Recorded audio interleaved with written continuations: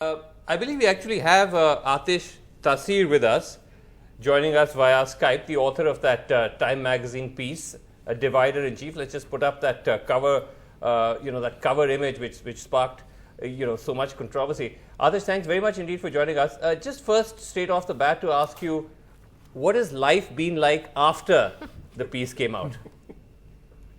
Well, it's been very tumultuous because the Prime Minister used the pulpit, or the sort of bully pulpit of being the Prime Minister, to advance this lie that I was a Pakistani.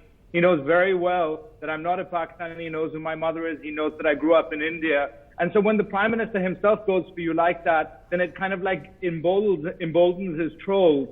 And it also like creates this environment where Pakistani is used almost as a kind of way to bait Muslims. And I think a lot of Indians have felt like that recently. And my God, if I'm Pakistani, you can just imagine what ordinary Indian Muslims are going through. So it's been pretty ugly. Yeah, right. Yeah. Well, Aatish, just explain to us though about how your own view of Narendra Modi changed over these years, because you did believe in 2014 that he was someone who brought in a positive agenda, there was hope, and what you've written today is very much the opposite of that. Now, Dhruv Jaishankar here believes that much of what is being written in the foreign media about Mr. Modi is in a sense predictable, but is it? Do you see a discerning change in how he's being looked at? Absolutely. You have to understand this notion of Hindu phobia or people not wanting India to succeed is a fantasy. As my friend, I have a friend in the House of Lords who said to me, everyone wishes India very well. And so when they threw up a Prime Minister like Modi, who promised economic reform, who promised a kind of seriousness, he himself had these amazing credentials which were a testament to the power of this democracy. Everyone wanted him to do well. And I was very much part of that camp.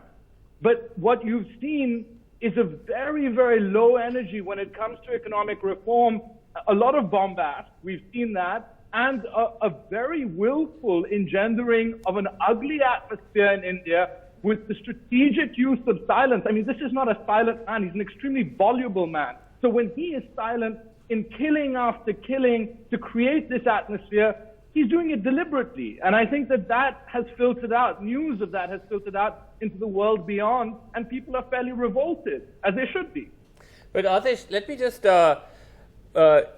push back a little bit on the suggestion that you said that this was something that you discovered as we went along. Now, clearly when one assesses political leaders, the basic test is one looks at their record.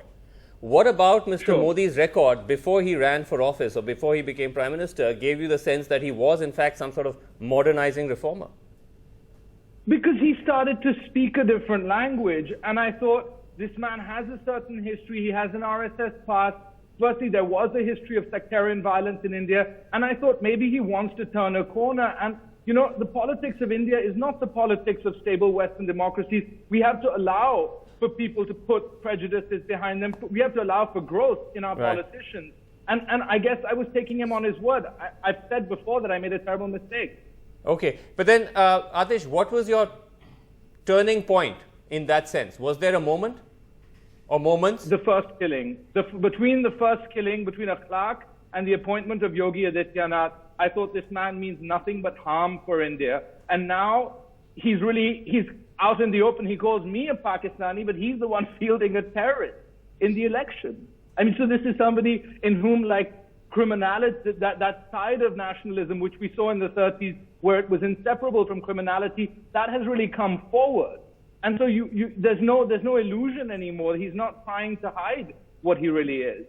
And when you say that, Aatish, if indeed he does come back to power, which appears likely based on the exit polls at least, what do you think that would mean for India? If there is going to be sort of no pretensions about what kind of nationalism Mr. Modi and his party stand for, what do you think that means?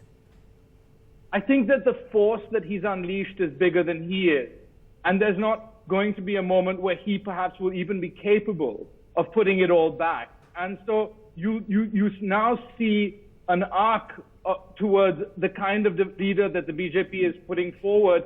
And that arc runs through from Yogi Adityanath to Pragya Thakur, even Amit Shah, Sagesh, full of ugly rhetoric. this is the kind of leadership that's unfolding before us, and I don't see any reason to feel that especially now, that there would be a turnaround on that. I think we would see much more of that. Right.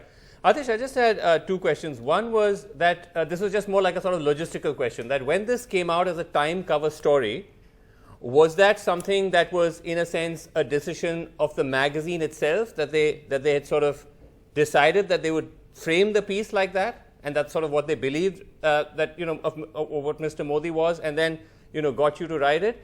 That was the first question. And the second question was that, you know, going back to what Nidhi was saying, that at the end of the day, you're saying that people around the world are noticing the fact that there has been this shift in India, that Mr. Modi's politics have changed and there's this disgust. But is that just amongst, I don't know, the readers of Time or the readers of Guardian? Are world governments and world leaders also waking up to that, or is it just this sort of liberal bubble that you know, believes that there's been this great shift? Let me answer your second question first. Everyone is extremely preoccupied with their own affairs right now. So to expect that there's going to be some kind of general consensus in the world about India at all is perhaps too much to ask. And the readers who are not reading Time magazine are certainly not concerned with India anyway. Right. But to answer your first question, of course that's not true. One pitches a story, one writes the story, and then the magazine decides where it should be placed. They decide the headline, right. and that's how it works. It's never, you never go out looking for a writer to do a hit job. I mean, that's just not how magazine journalism in the West works, or perhaps even in India. Well, Aatish, just one final question. You know, one of the big things that Mr. Modi has done in the last few years is sort of put NRIs on the map. And, you know, in the first 2-3 years, at least when he was traveling abroad, you had those big stadium shows, you know, where he was addressing the Indian communities in these various countries. Now, I'm sure you interact with a lot of Indians there. Their love affair with Mr. Modi is still intact, if not even greater. And absolutely. I mean, despite what the international media may write about him. Absolutely. And the love affair of the Pakistani, non-resident Pakistani is still intact with Imran Khan. I'm afraid these people live a completely distorted reality where they want this kind of jingoistic leader to make the name of India famous in the world. And they're quite insulated from reality. Like, they have their Western lives, but they're secretly kind of hankering after the prestige of India, and they live like a completely, like, probably like one of the most isolated realities I know. So it is intact, but I don't think that means anything. Right. Before we let you go, Aatish, are you going to be able to come back to India? Well, I want to say on this channel that if I'm not let back in India, I would like you to defend me, because it would be a very, very, like, ugly turn of events if I was, because of what I was writing. I, who've lived in India till the other day for a decade, if I was not let back into the country, it would be like a really awful thing to have happen, and it shouldn't be allowed. So I hope I'm allowed back in, but if I'm not, I'd like you to stand up and make a hue and cry. All right, well, if we we're will, around, we promise to. If we are around, we promise to have you on. Anyway, on that light note, Aatish, thanks a lot for joining us. Thanks very much, Aatish.